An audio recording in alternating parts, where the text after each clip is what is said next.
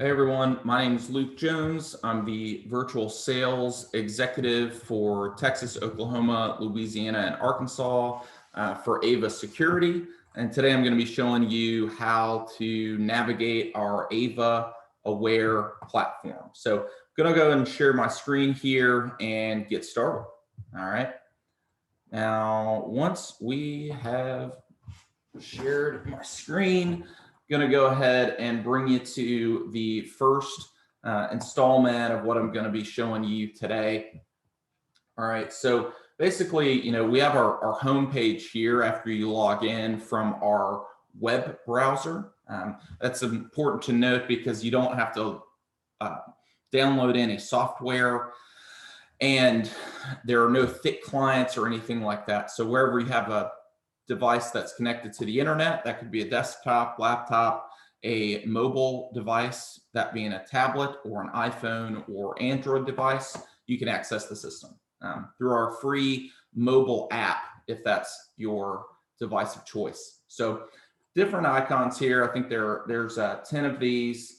The first one's going to be the video view, which I'm going to show you now. Pretty traditional interface here. We've got our camera tree, different layouts, and then you can also save views here as well. So if you want to bring over some cameras, which is what I'm going to do now, I'm going to bring over a couple different ones. So definitely going to do our service bay, maybe a couple outside, and I'll get to everything once we're seeing it. But for our purposes today, what you're going to need to see here is these icons down at the bottom are kind of where you add in all the different data that you want to look at. So we can do heat mapping for people and vehicles or both. We can change info layers and add bounding boxes for vehicles and people. I'm going to take those off because it does look a little busy, but I am going to leave the timeline on here as well. So we also can do counts, which will show up at the bottom right, and count. The purple-ish icon is going to show you how many vehicles are in the view, and then the blue one is going to be people. So I'm going to take those off just for our purposes today, but say you want to look into the system and say there's an event of interest to send to the police or HR, whoever that would be. For our demonstration, I'm going to make one of these views full screen just so we can have access to it. But I'm going to go down here and enter into playback mode, which is at the bottom right hand corner, and now I can scroll through time and pause and do all those things. So you're seeing these spikes. Our system cares about people and vehicles. That's what you're going to get alerted on. That's how you set rules to navigate those things. And whenever you see spikes down here, the blue is going to indicate a person in the view. So if we let this run for a second, I bet a person is going to at least peek into view here. Yeah, it looks like this guy moved a little bit. And then if we go down a little bit farther, there's going to be a vehicle moving here, maybe a couple. We'll just give that a second.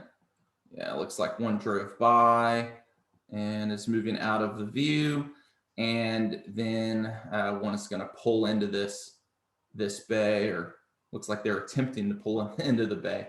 But say I've found my event that I'm trying to send to the police or HR. I'm going to pause this just so we can have that in view here. But the easiest way to save or send video in our system is to go down here and click on share or save. We can export the video, but the easiest way to do this is to create a link.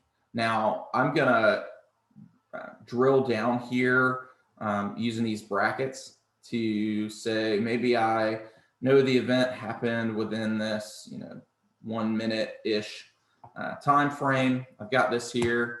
I'm going to copy this link that it created, and wherever I have a browser, I can view this video and just what I selected here. So we're going to get a, one, I guess it's probably about looks like a minute video here, but imagine this being a crime or something like that.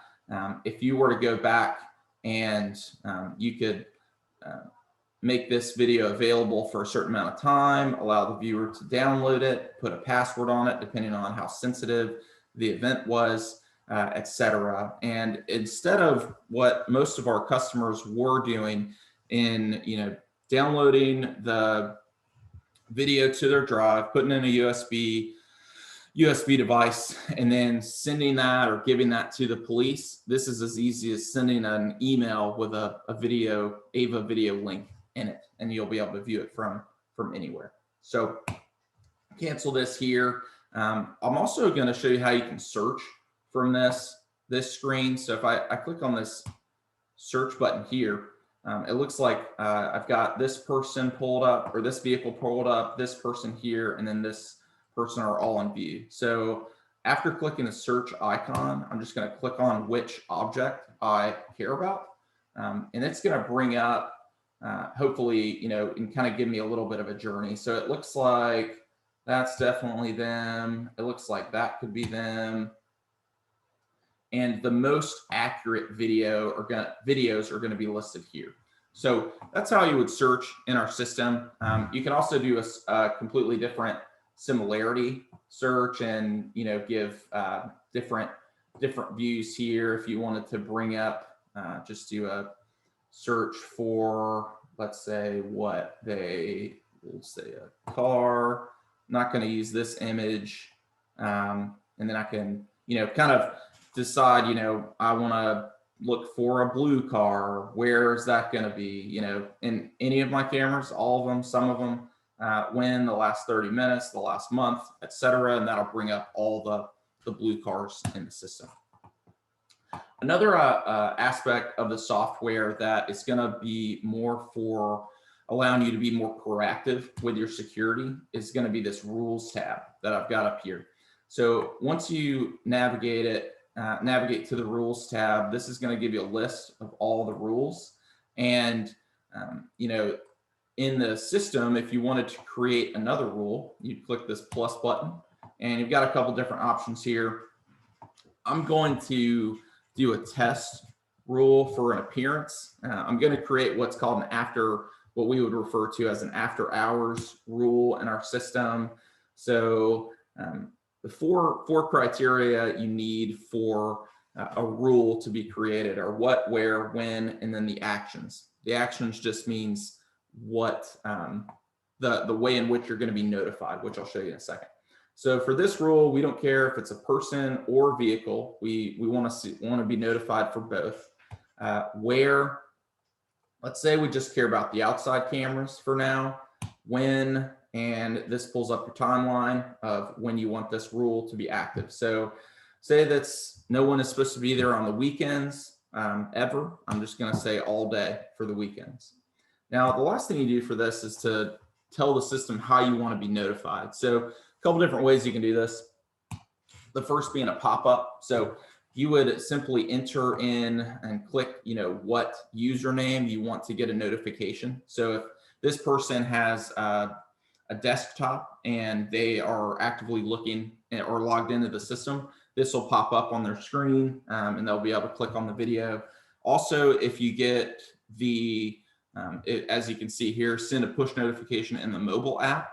So if the person has the mobile app downloaded, they're selected as a user to receive this type of alert, they'll get an alert on their phone, similar to getting a text with the video that they can view right there on their device.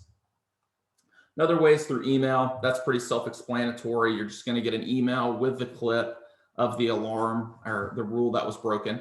And then we can also create an external link that will save to the drive. And then webhook is just another way to say that we can integrate an alert into Microsoft Teams or Skype or Slack or any other messaging software that you'll use. Because this is an active site and everything I'm showing you is live, I'm not going to create this rule because they already have this one and I don't want to mess with their system. But if I were to say, I wanted to look back and see all of the times that the system caught a rule being broken, I'm going to click in this alarms tab. So the alarms are, as I mentioned, everything that the rule or that the system catches an object breaking a rule. So if they've got a person crossing a line, there's too many people in a retail location, and if someone's on the property after hours, this is where these alerts will show up. Another thing to show is the anomalies, which those are a little bit different than alarms because these are similar to alarms, but they're actually breaking what the system will learn as a typical behavior within your site, your environment. So after being installed for about a week, the system will learn how, what times are people coming in and out of work? Where are they most active throughout your environment? And anytime, say you have a construction site, the work days are Monday to Friday from 6 a.m. to 6 p.m. If you didn't set up any rules in the system, after about a week, the system would learn in general your business hours, and then you would get an anomaly alarm for someone walking on the property at 2 a.m. It knows that you shouldn't be there, and it knows that that video event is going to be important to the end user. In this case, it would be you guys. So this has kind of been a quick overview.